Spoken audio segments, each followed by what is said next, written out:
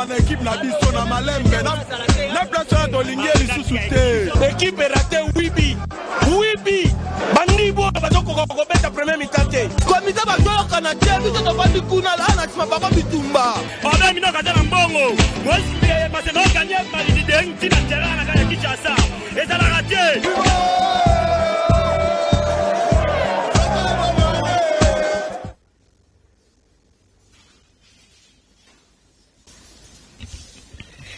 Voilà, bon début, il y a week-end, nous avons branché la canal de télévision pour la émission sportive de la Massano. Aujourd'hui, vendredi 24 juin, on a un plaisir à clôturer une semaine. Depuis lundi, c'était le vendredi, na 4 émissions sportives. Par rendez-vous chaque semaine, biso nabino poto sur la 80 Bongo Sport, on a canal de télévision. Alors, nous avons un plaisir à clôturer un côté na plateau, on a clôturer un ancien joueur, un dirigeant, un sportif au nom de Sele Bate Kamango. Voilà, Sele Bate Kamango, vous comprenez déjà, président Kamango, président Kamango déjà, il va déjà baser idée, il y a des choses sur la net, puis ça, actualité sportive. Et puis par rapport, il y a une alliance des anciens footballeurs du Congo au Congo Tama récemment à Wanaville, province de Kinshasa, dirigé na Aziz Makukula, président Kamango, a faire partie d'un comité, où ils avaient un bon comité provisoire, tout cela, puisque Webi, l'élection normalement, ils avaient prévu dans le mois de juillet, où ils ont tout Banda, mais la information sous tout ça, qu'il y a déjà que l'élection, possibilité, à cause de la égalité, tout cela, on a président Kamango, puis il y a Ligue nationale de football pour soutenir. On a Coupe du Congo 57e édition où les a Lelo na lobby na ba différence de la République démocratique du Congo puis la ville province ya Kinshasa. Alors tout fungola émission oyo avatokota invité na biso na oyezali bongo Coupe du Congo avant que tout soit lit, oui. Tout fond la émission na Oezali Bongo ensemble. Il y a Ange Vert, Oezali équipe Moko. Il y a division inférieure à la ville province à Kinshasa qui ensemble général et ordinaire na Angola le jeudi 23 juin na espace Green Lodge. Oyo 4 points Ezaki à l'ordre du jour peut adopter à la satisfaction générale de tout le monde ainsi que le président Nango Aimé qui a la Tolanda.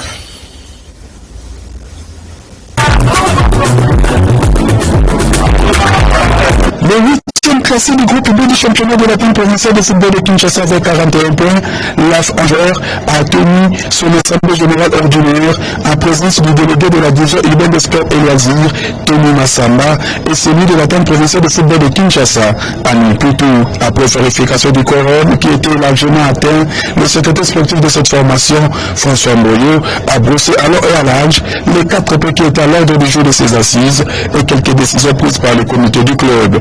Il convient d'affirmer que la saison sportive 2021-2022 a été très bien. Mais il faut donc autre souligner l'indiscipline de certains joueurs lors du match contre Oseka, qui nous a amené à perdre à peu près 3 matchs consécutifs afin de ne pas atteindre notre objectif qui a été de nous classer au moins parmi les 3 premiers au classement final. S'agissant de l'organisation et du fonctionnement du club, il a été relevé quelques éléments et décisions ci-après. Comme décision, la révocation de M. Faki Kayebemoujan de toute activité au sein de l'AF Angers, la suspension provisoire de l'intendant Yannick Bouassa-Malin. Le rapport d'activité ayant été adopté place à présent aux objectifs du club pour la saison prochaine. C'est vrai, l'équipe a terminé 8e. Malheureusement, je ne peux pas être satisfait parce que moi, on envisageait, comme on venait de le dire tout à l'heure lors de notre assemblée générale, on envisageait le podium. Malheureusement, nous avons terminé à cette place-là. Bon, nous nous contentons de ces résultats-là, mais je promets que la saison prochaine, nous ferons de notre mieux pour atteindre nos objectifs, c'est de terminer parmi les 3 premiers. Dans les rangs des joueurs, le comité sportif en complicité avec le staff technique ont décidé de prendre quelques athlètes qui se sont distingués, question de leur motiver de faire encore mieux pour l'exercice 2022-2023. Nous leur dirons d'être calmes, d'être posés, parce que nous sommes dans la cuisine, nous sommes en train de préparer une très belle nourriture pour eux. La saison 2022-2023 sera une meilleure saison pour cette équipe au niveau de la tête professionnelle de Kinshasa. 9 Anges Verts s'est réjoui de bonnes relations qu'elle a entretenues avec toutes les instances des jeunes du football. Voilà, on est assemblée générale, il y a équipe, il y a Ange Vert, il y a Kinshasa. Alors, tu connais trop vite, il image la lutte pendant que la Fédération congolaise de lutte est associée fait que lutte en sigle ALAC. C'est lundi 20 juin un séminaire de formation des moniteurs des entraîneurs. Tout le monde a détenu quelques participants et puis tout le monde a président Kamango. Si l'entraîneur, tout club dont les entraîneurs n'ont pas de niveau seront fermés. Je vais informer la police, tous les clubs qui ont des entraîneurs qui n'ont pas de niveau. Na bandeli yango lisusu. Ba club oyo nyonso ba entraîneur na bango ba na niveau te ekokangama. Toyebisa l'état que batwana, so ba ko sala discipline mususu ba sala mais ba sala lutte te. Parce que ba sala lutte toyebi bango. Ba na formation, ba parents ba tika bana na bango kuna te. Po batwana ba yebi ninge ko encadrer bana te. Awa tozo la kisa batu ndenge ba encadrer ka bana. Voilà. Pour les intérêts, d'abord pour la formation internationale là, les intérêts viendront. Nous avons dit à toutes les provinces de faire cette formation de moniteurs. Dans chaque province, ils ont des entraîneurs provinciaux, il y a un président qu'ils organisent. Ça c'est de base qu'ils mettent. C'est pour que le formateur international qui viendra n'ait pas de lacunes pour poser sa matière. Et ça, tout le monde peut faire. Mais le mois prochain, ou plus tard au mois d'août, nous aurons une formation internationale. Vous verrez tous les provinciaux ici suivre cette lokonabino. Toya poto bongisa. Musapi moko eko sukola nzotote. Musapi moko eko bongisa lutte. Mais makanisi la bino nyonso yo bozoro baka mipanzi, venez. S'il y a des remarques à faire, venez nous le faire, nous le faire. S'il y a des conseils, bon ya kopesa. Souci la biso ezali. Oh, il y a une fédération, il y a lutte. L'important est que la discipline est rayonnée à travers le pays, à travers le monde. Au total, 30 participants. Il y a 2 femmes et 28 garçons. Au nombre de 3 les formateurs, il y a moi, les détenus, il y a le président de la commission des arbitres, il y a aussi le secrétaire de la commission des arbitres. On va prendre 6 jours. Nous étions formés par des experts de haut niveau. Nous aussi, à notre niveau, nous sommes capables, nous sommes des entraîneurs formateurs, nous sommes capables de former aussi les entraîneurs de haut niveau. Il y a au moins 6 modules. La première, les rôle dirigeant d'un entraîneur, l'entraînement sportif, comment préparer un athlète, la charge de l'entraînement, le règlement de la lutte et la diététique sportive. Le rôle d'entraîneur, entraîneur aza mutu moko amemaka ba athlète na donc aza mutu moko premièrement il y a haut niveau. La discipline où il y a qu'on pratiquer ou soit la discipline où il y a qu'on apprendre athlète naïe et puis à qu'on pousser athlète naïe na travail et puis na réussite na niveau il y a combat différentes compétitions où il y a qu'on organiser na niveau international na niveau il y a local. Président Labiso Eric bah comme il a niveau là bah comme il a niveau il y a qu'on organiser séminaire malgré tout ça là déjà ça fait beaucoup de temps.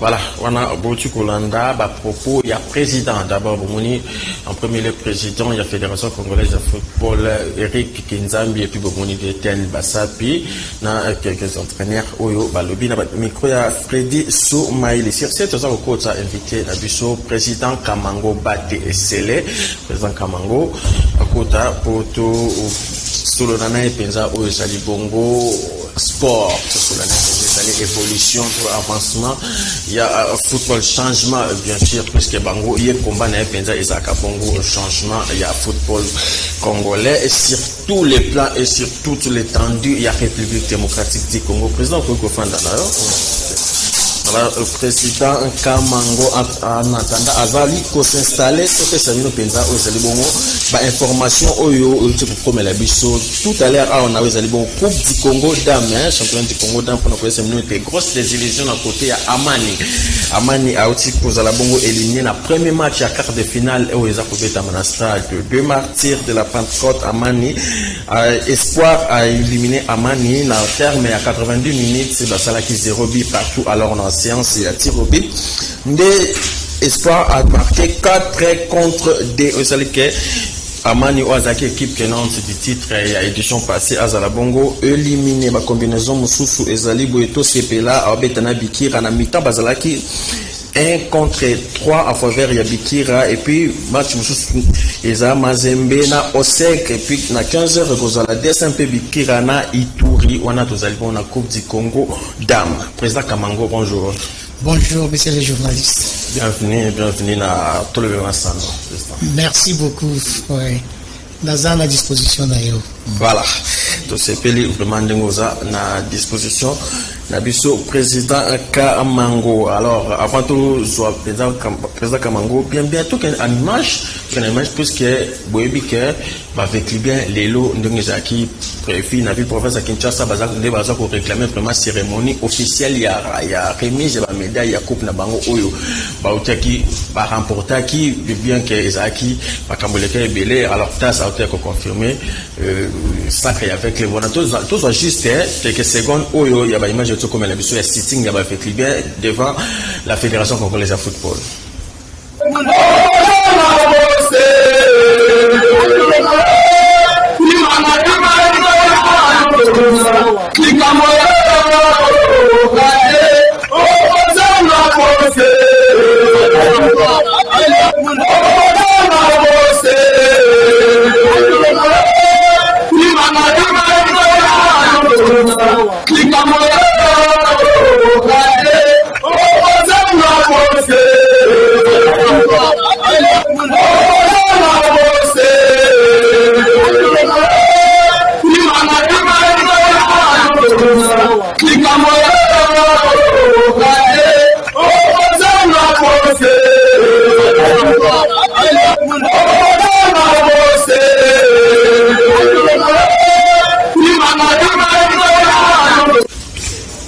Voilà, on est à sitting, il y a avec les biens les autres salama na minute yo na fédération baza kotambola na ba acteurs ba grandes acteurs de ville province à Kinshasa pour na confusion na ba dirigeants la fédération ba organiser vraiment cérémonie et puis ba kata dossier il y a Mercier Ngimbi oza proposé bona tout puissant Mazembe Anglebert to beta masula Coupe du Congo 57e édition Coupe du Congo pour na connaissance que ba match à quart de finale déjà Ekobanda le lot vendredi ba match à demi-finale pardon le lot vendredi et na lobby samedi AC Rangers y a Kobeta match na demi-finale na Béni Sport aux en stade de 2 martyrs de la Pentecôte mais bien avant cela dans le terrain Oudjana voilà bien avant cela tout en image tout ça là où Ezaki Bongo match il y a Rangers na Mbodi ou Rangers a se qualifié qui grâce à la chance de tir au but mais tout total à résumé et puis que on a de continuer l'émission.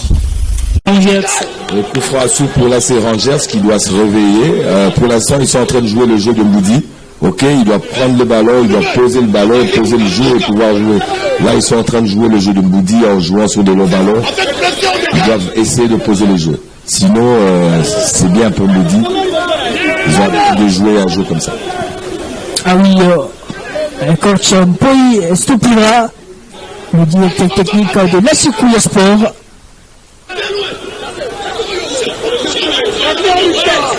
Bazomba Kiwengozi pour Wanika Tchonga. Wanika, la passe de Wanika pour Bazomba. Il trouve Ilunga, les centres de Ilunga directement dans les gants du portier.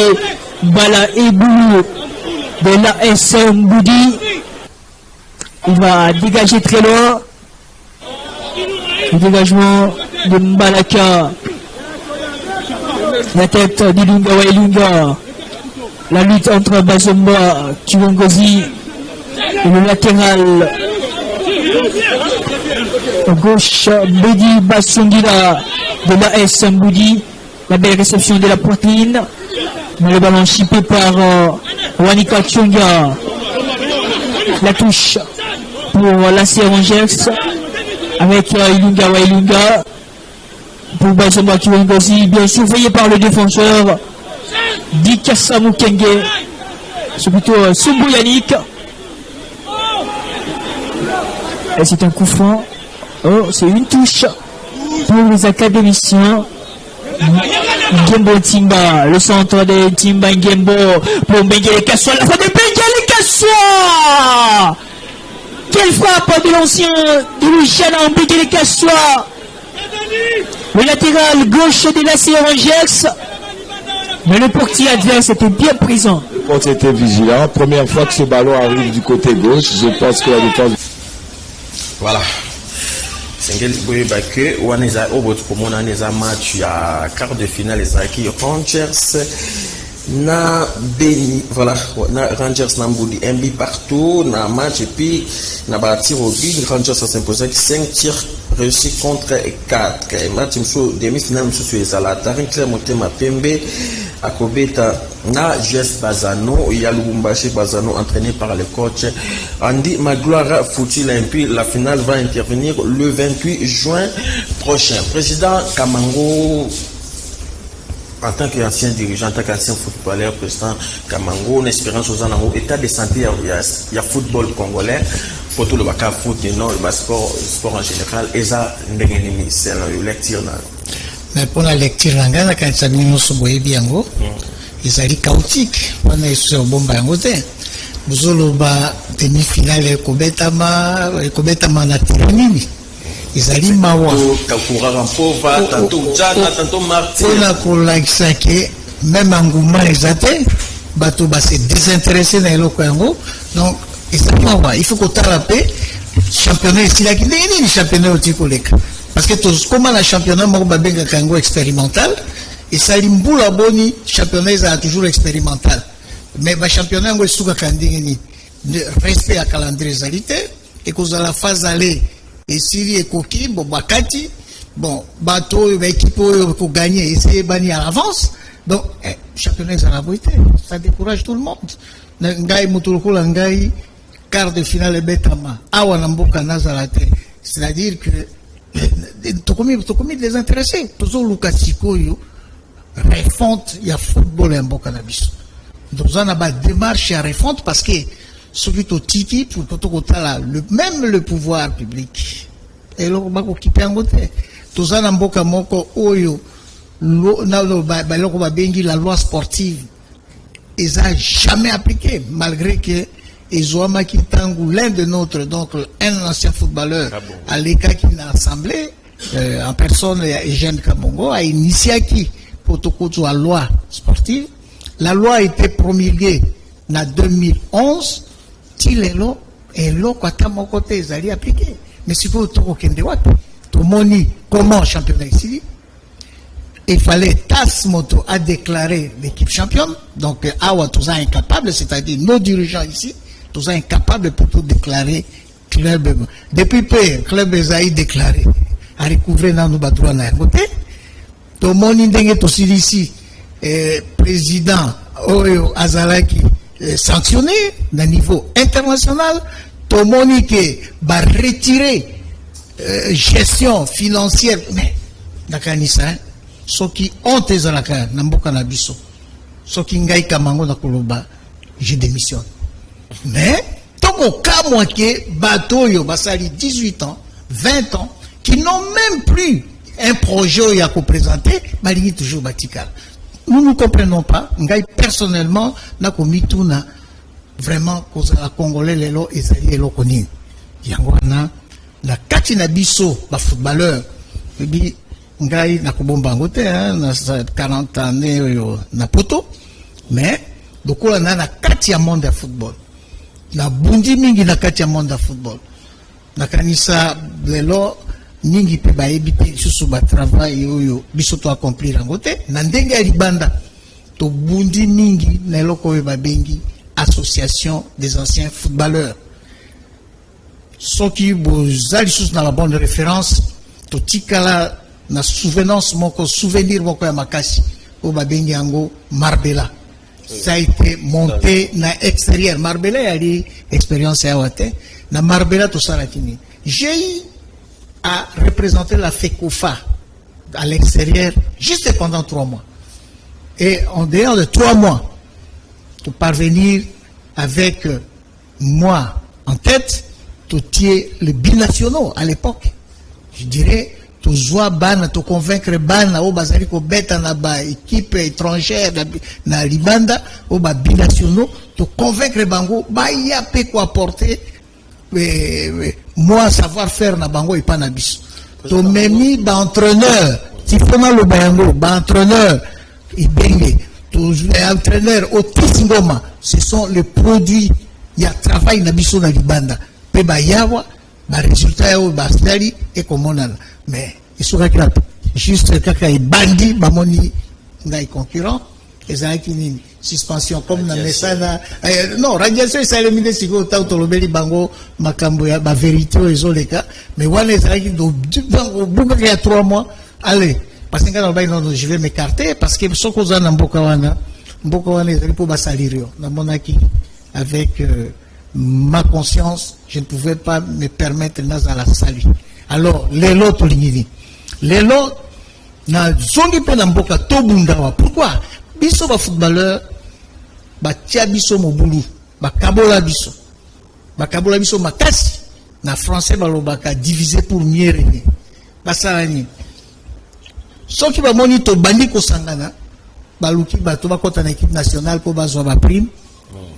Oui, eloko liboso to ko milela. C'est la situation sociale. Il y a biso ya mboka. Donc, ils sont difficile, tellement qu'ils sont difficile, parce qu'on poignardait biso toujours nado, so il y a commu, allez, bilo boy en équipe nationale. Bon, tant que en équipe nationale, zo moi priminaye, et comme il passe, il y a ça la ligne. Votre famille n'a pas d'oreille. Bon, mais, toko bunda, les lois, tout ça ko kende, parce que, obi pas beaucoup ma majoritaire, mingi babandaka na minorité. Justement, président Kamango, avant Kota, on a là déjà, comme déjà au fond là, vous avez les solos, il y a Alliance. Oui, parce que tout ça a toujours un temps où il y a pour s'exprimer. Tout ça a un temps pour s'exprimer. D'où est venue cette idée-là? Il y a pour créer Alliance Wana. L'idée est toute simple, parce que dès que lobby, Bitumbananga est mingi banda, Nakoyawa.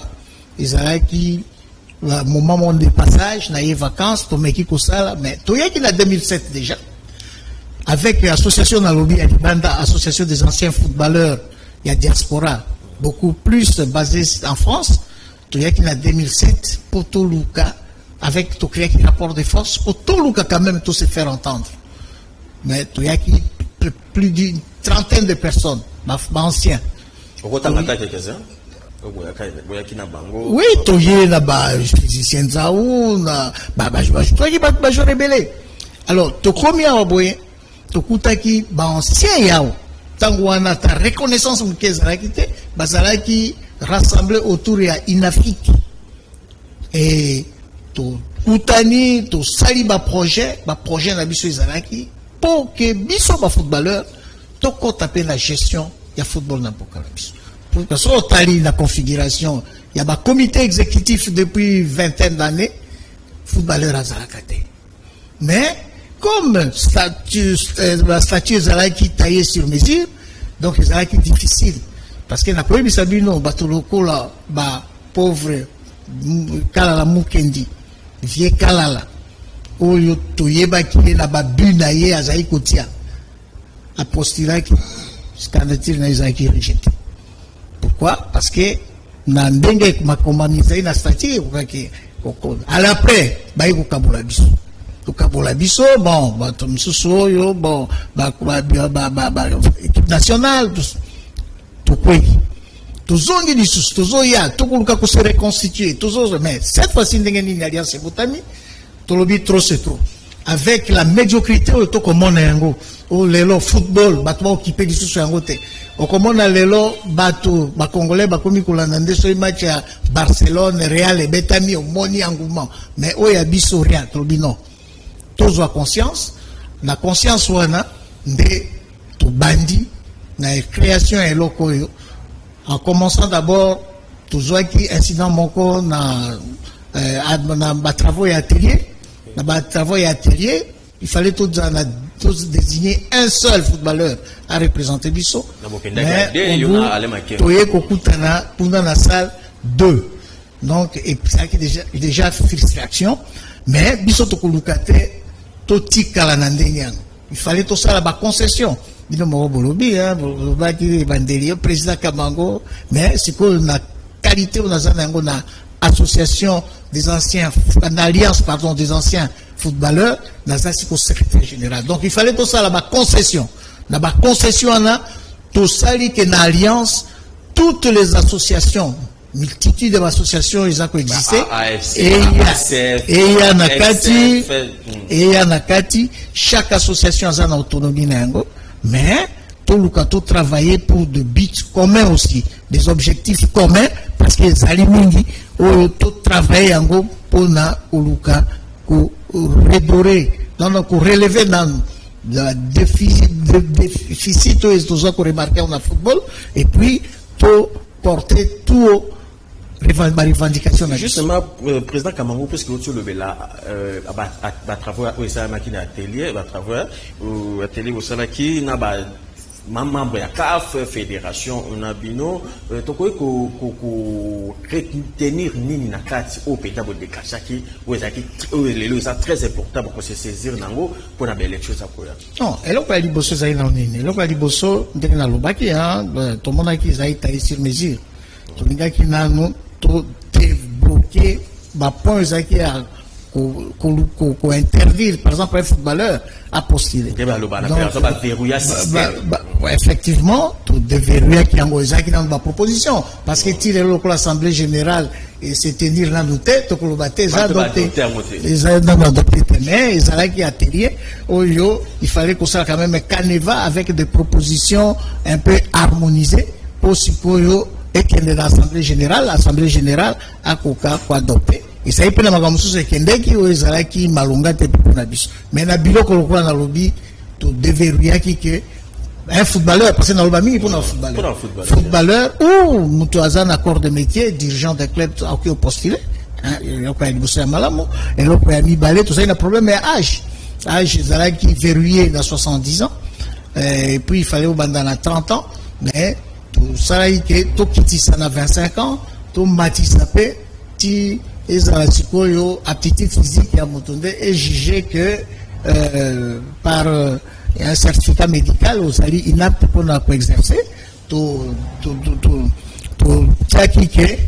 la voix électeur ils ont une vingtaine d'électeurs donc le groupe des amis au Bazara qui se choisir entre eux donc comme ça qui a 84 électeurs donc comment qui chante et comment qui est un peu plus large et puis chaque corps de métier a comment qui doté na ba voix oyo na 4 élections à occuper sa point de vue là donc ma commune tout toucher qui ango mais malheureusement mais c'est pas bien comment qui kuna exactement ça par exemple les dirigeants actuels balinga quitté association il y a anciens footballeurs ils ont reconnu balinga quitté que football professionnel ils allaient intégrer la Kati. Donc, aux hommes Bazali Wana pour la promotion du football, pour le développement du football, ou peut-être Bamiel Monagakuna pour Batikala.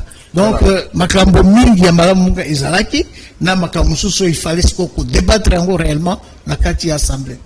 Très bien. Après, on a la AAF. Mais AAF, avant, les ALAP dénommé AF ou Bandeng n'a pas réunion, on était là, nous avons diffusé derrière l'image, on a presque l'association s'est représentée.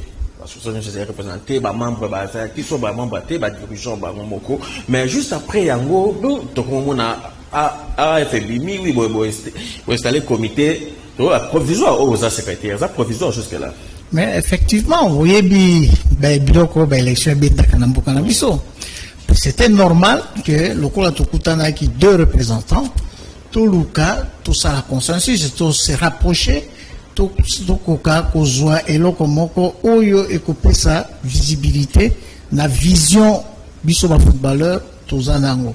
Alors na ba réunion wana etindaki ke ya liboso toluka potosangana tokosangana ndenge nini esengaki ke toluka kombo nini tokotia po esangisa biso tant tozui kombo tokotika na kombo te il faut que tozala mikanda mais pour tozala mikanda tozala par exemple ya liboso statut tozala na règlement intérieur oyo kosenga ke tokende na esengaki esengela ke tokende na ministère de la justice pour tozwa F92 et puis tokende na ministère ya de tutelle donc il y a sport pour tokoka kozwa personnalité juridique. Alors tant que comme il y en a mais bon que ça la te bokende luka statut ou bokende koluka au règlement intérieur boluka ba mikandonga na tangi sans pour autant na statut wana bo présenter pe comité oyo eko piloter makambo d'où oye tokende na comité moko définitif esenga kamingi ba élection to bi non tout ça on a début to opter pour la voie et à consensus.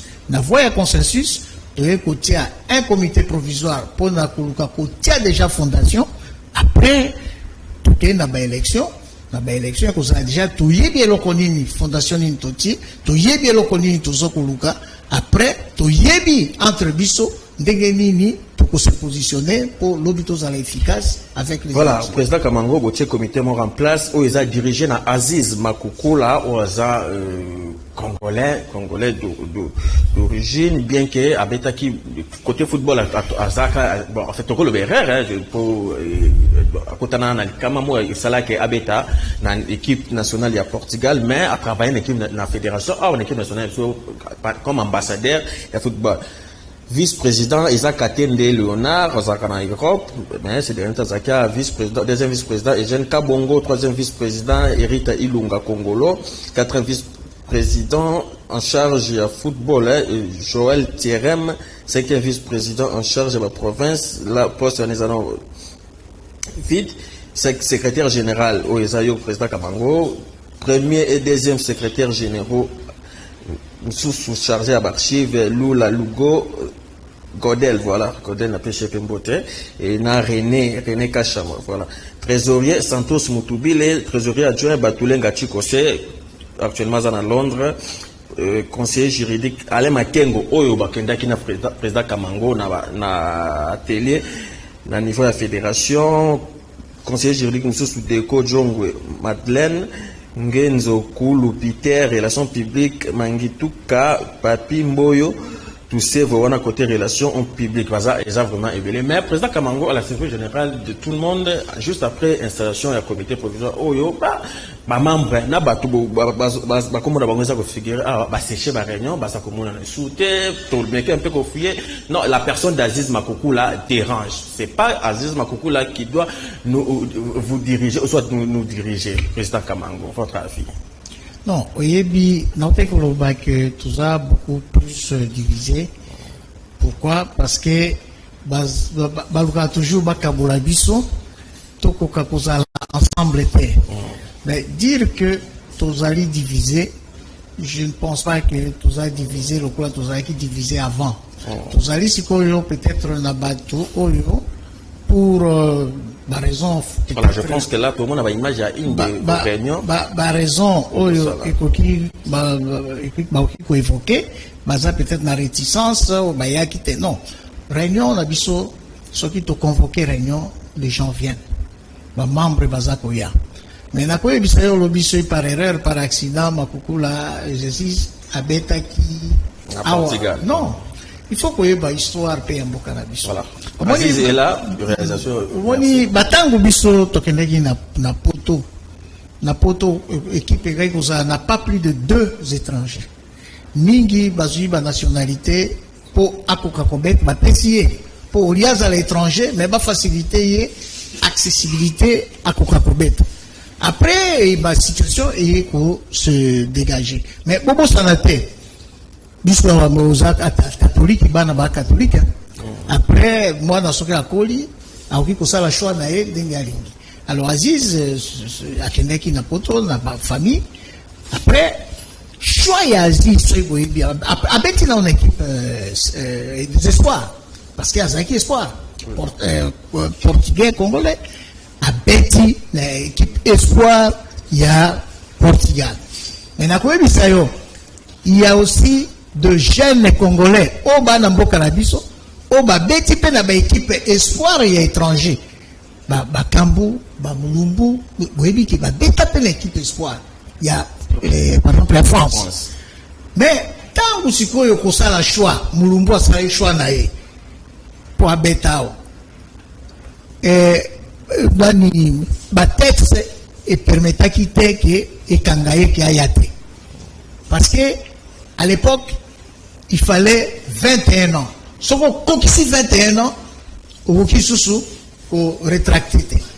Alors, Aziz Tango Asali choix naye d'après équipe espoir choix naye Aziz Ezalaki abeta na équipe ya Congo ya Congo ya RDC ayepe Azalaki pe présélectionné Aziz aya wapo abeta match à s'entraîner la baninga mais comme abeta est déjà une équipe espoir dossier naye il fallait poser la réponse ya FIFA par rapport à la qualification naye.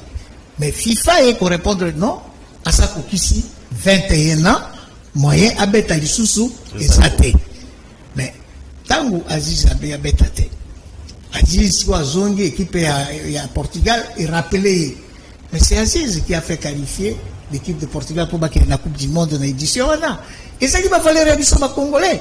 Mais ceux qui va Mulumbu, Bakombo, Babetaki, parce que Bazara qui coincé le problème est acheté. Mais Babetaki dans l'équipe espoir, il y a mais Bobo Sanangote. C'est avec Kaya Makukula que FIFA a qui pour réviser au lieu à 21 ans, à Bakissi 2 ans et comme si Koyo à 23 ans, au cause la possibilité de te rétracter. Donc c'est très important. Alors, tant Aziz a Siris, arrêter carrière naïve, il faut que les Congolais baïba. Et là, on est à Liboso, na souci, na préoccupation. Oh, et Salaki est tant Salaki choix naïve, Salaki bloqué par les textes, il a appelé directement le président de la fédération de l'époque pour aller prêter service dans l'équipe nationale. Ça a été fait. Aziz a été nommé ambassadeur de footballeurs congolais. Il est resté à ce poste pendant 7 ans. Est-ce qu'il y a-t-il eu des contestations? Pendant 7 ans, je dis et je le répète. Il y a un motorisé pour représenter Bisso.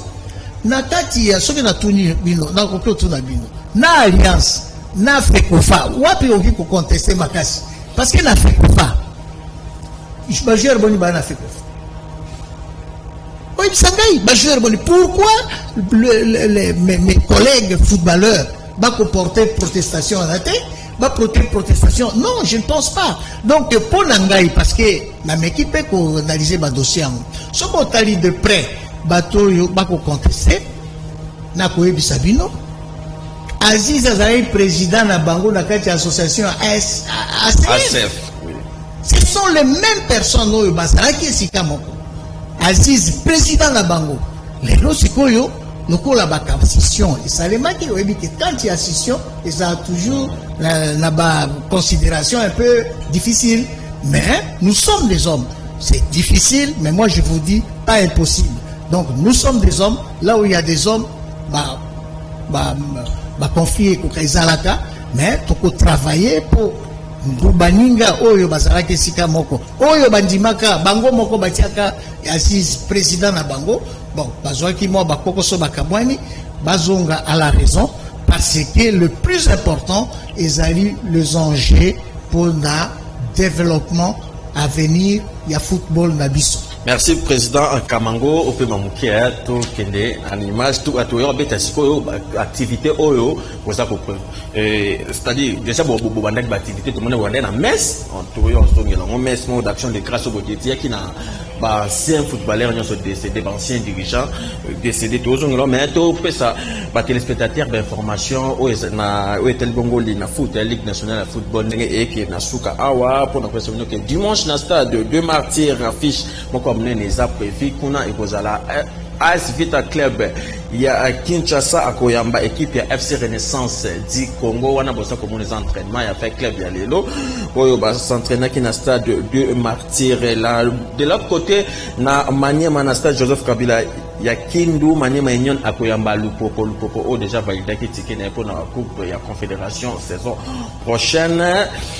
Maniema Union akoyamba question na bango ya ko silisa vraiment ba match na bango ya championnat sur cette zonga to kende en image to que totala résumé to termino quand même na be ya match ya dimanche puisque ezaki ba match où ezaki soki eza annoncé boye ville qui ça déjà ezaki en ébullition mais ces derniers temps le football est là li makam président Kabango Zoloba wa makam tout na football les ko avancer to kende quand même en image totala affiche moko ya FC Renaissance na AS Vita Club saison passée à phase aller où bakabana qui na score nil ya MB et partout.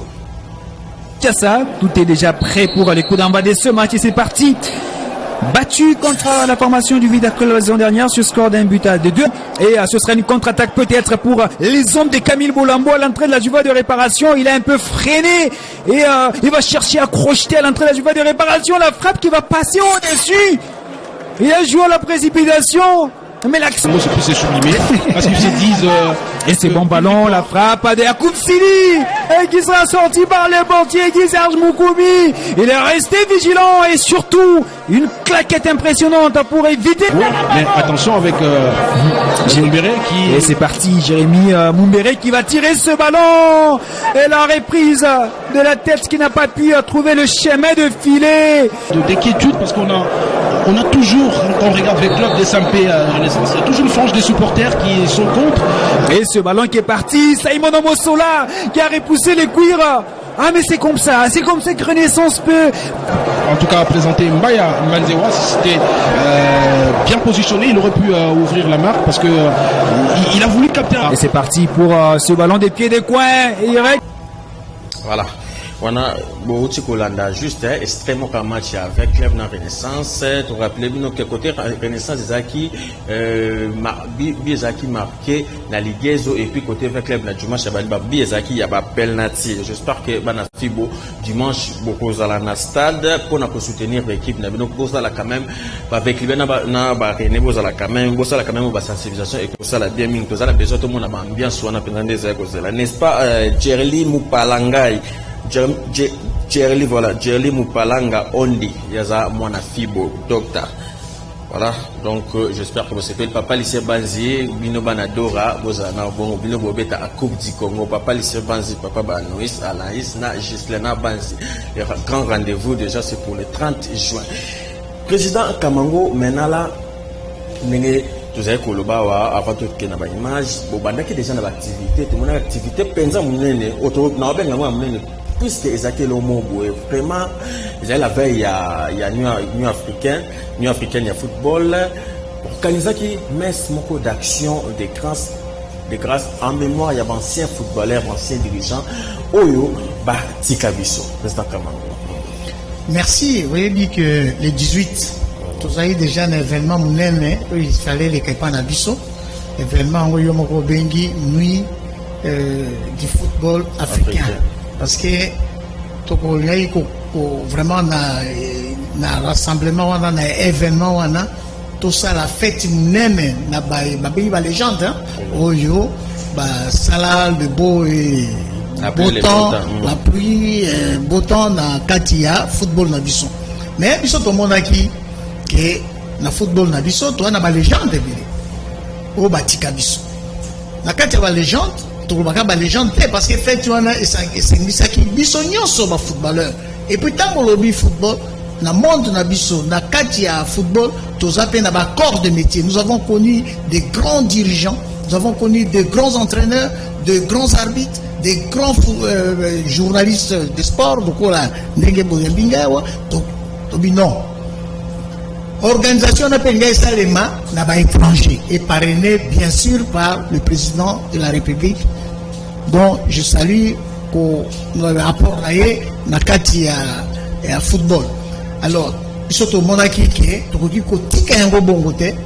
il faut avant tout ça le quoi ni bani bapaya baye ba memeli biso esengo ya munene ndenge wana que to associé pe ba mémoire oyo ya ndeko na biso ba footballeur ba to ya corps de métier ba tiki biso yango na veille to sengaki messe la célébration ya messe l'action de grâce en mémoire ya baninga na biso nyonso ba tiki biso. Donc ezali déjà action moko oyo déjà yambo biso na alliance des anciens footballeurs to senga to bengamaki ke to réaliser yango wana to associé qui Président Kamango, Président Kamango, l'homme peut bimi un peu bizarre, juste pour organiser messe d'action de grâce en mémoire à ces footballeurs, parce que mais le jour J, le jour il y a match, nos comités à part aux stade mais Aziz, on a été membre belé à comité, on était qu'est-ce qui s'est passé en fait? Bon, et donc on a dit bosso n'est pas lobby, hein, pour organiser qui n'a pas paye. Mais on aura appris même président Aziz a une invitation. Ba organiser qui n'a pas paye. Ba paye ba qui produit la bango et pas na biso. Parce que c'est un produit. Ba y a produit ba qui biso. Sikoyo organisation ezalaki biso moko. Ndeto lingaki kotala quelle organisation mettre en place pour la plus grande réussite et événement. Mais malheureusement ndenge ekolekana na kobombela binote ezala na fédération oyo bayambaki po basala yango ezala na ministère na biso ya titel o bayambaki po basala yango. Je vous dis ndenge mokolobi ezali chaotique au-delà ya biloko mosusu bengi ya contestation, mais déjà sur le plan organisationnel ezala ki chaotique du fait que même kulutu na biso moko ballon d'or a bengama auti la poto a combien waboye tango comme na stade ici quand même ba prévoyer pour afin des arrêtés. Et puis aliga quand même atika la tasa la moi mikolo wata semaine moko bongo azongi na catastrophe et na probisa bino na ba élément na zana ngo ba qui même bato bali ali souper dans hôtel avant ba ke bato badima donc bato bakaboy na ndenge ya mabe. Mais je pense avec l'alliance des anciens footballeurs tous ali wana pour que ce qui événement est biso ba footballeur tokoka kosolula toyeba ndenge nini toko sala organisation puisque que eloko wana footballeur nyonso se retrouver membre nyonso corps de métier merci président supporter pe na biso ba se retrouver sili awa mais ba congolais ba ko retenir nini na passage na yo ba congolais ba ko croire na alliance que na Mikoleza Koya, ancien footballeur, à cause de la Fédération Congolaise de football, na Mikoleza Koya, membre de l'Alliance, à Kotombo la football. En fait, Alliance et Kotombo la pena, beaucoup relevé, bah, défi, et belé, où ils allaient poser la bine. Parce que les Congolais, bah, l'embi, président Kamango. Moi, toi, dans l'émission à la télévision, hein, namoni, tango salaki présentation à comité, Nangina Lubango, Erita Zali, troisième vice-présidente, la place Erita, Ezali, Ziko Tumba. Donc il fallait ça quand même une rectification. Bon, pour l'Arbi, bah Congolais bah aussi pour sanguine, mais ça figure n'anga ezali à l'élote nakati ya monde de football. Ezali teka alliance nega na bundi buso. Na bundi boyebi tango ya IFC, Union des footballeurs du Congo, syndicat de footballeurs professionnels. Pour ekota na mboka, bato bazalo banangai na osala aventure. Na batozo ba osala aventure ko sala matin mais lelo na esengo na tiki structure wana na nini na responsabilité à présidence et pas ya Erita Ilunga ou ya zo continuer la œuvre. Mais lelo bato ba oganga pe alliance ko sala nini mais na kanisa mokosai ko sala makasi côté mosusu ba obanga lobi bato wana bakomi organiser bakomi koya. Je pense na ko senga ndena bino boluka débat parce que ça va être comme bozinga et bozibango non botia biso bato ya alliance ba membre na biso tout ça là ba débat pour le football na biso tout ça là ba débat na ba gestionnaire au bazalelo ba retirer bango ba gestion tout ça là débat parce que bazolinga batikala twanande tokoyeba sikoyo banani bazali pour développer football dans le biso. Merci président Kamango. C'est moi qui vous remercie. La salle sociale déjà to comme na suka président Kamango sundele même alliance mususu na Europe wana ozaka président ya ancien footballeur na Europe sundo na ma TTP sus kuna to ka ba shole ba Gilles Moka président Kamango ezaka nini non ya kosundola te ezali omonia poto ya libanda awande parce que ndinga poto awande ezali base na bolsa de matiki musala na poto po to sali plus de 20 ans et là non to fan de la yango penza to ti ali konji to redonner encore confiance na ba congolais na iloko ya football pamba te pourquoi football est comme industrie. Football est comme il y a le Moussoussi, il faut que ça écosystème pour le développement. Mango, merci merci Nabino Sozaki branché qu'on a d'habitude rediffusion émission Oyo tout à l'heure na 18h15 bogo santé na YouTube na bisope to zali bino bogo raté biso bogo intégralité émission na YouTube pour na batutu libanda na batutu poto na France ba fisenza o balanda biso Oyo na chaîne YouTube na biso kanaki télévision. Rendez-vous Moussoussi à tout le Mastano lundi prochain avec Yannick Kinzuki. Ngana retrouver bino jeudi na vendredi ya semaine où ezali koya botikala vraiment malam bon début ya week-end à Binonos. Merci.